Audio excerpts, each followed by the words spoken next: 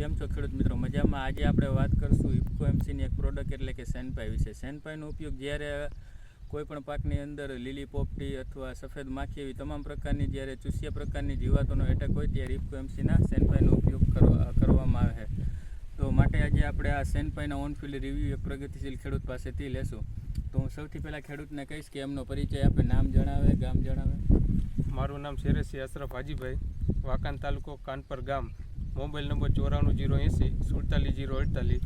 મેં 4-5 દિવસ પહેલાં આનો ડોઝ માર્યો હતો. ચૂસિયા વધારે હતા એમાં અને રિઝલ્ટ સારું મળ્યું હતું. એટલે તમામ પ્રકારની જે તમામ પ્રકારની ચૂસિયાની લગતી તમામ આઈટમનું રિઝલ્ટ બહુ સારું મળ્યું હતું. અશરફભાઈ, આપણે વાત તો એ થઈ કે તમને ચૂસ્યા પ્રકારની જે જીવાતો છે એમાં નિયંત્રણ સારું મળ્યું, પણ આ સિવાય બીજો લાભ તમને સેનપાઈ વાપરવાથી? આમાં બીજો લાભ કે બીજી કંપનીની કોઈ દવા હોય ને એથી આનો પંપનો સ્પ્રે સસ્તો પડે. એટલે તમારે બીજી જે દવા છાંટે એનો ખર્ચો મોંઘો પડે અને આનો પંપમાં પૈસા દ્રષ્ટિ હિસાબ કરીને તો સસ્તો અને રિઝલ્ટ સારું મળે.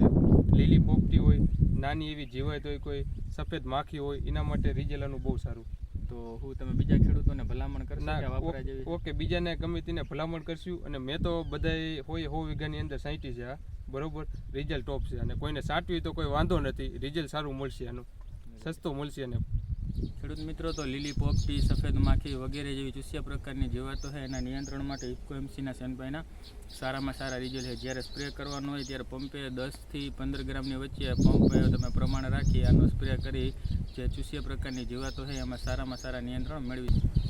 ખેડૂત મિત્રો, મારું નામ છે બરિયા ઇંજામુલ, ઇફકો એમસીમાંથી. જો કોઈને તમારે વધારે માહિતી જોતી હોય તો મારો કોન્ટેક્ટ નંબર છે 96 78 26 9 78.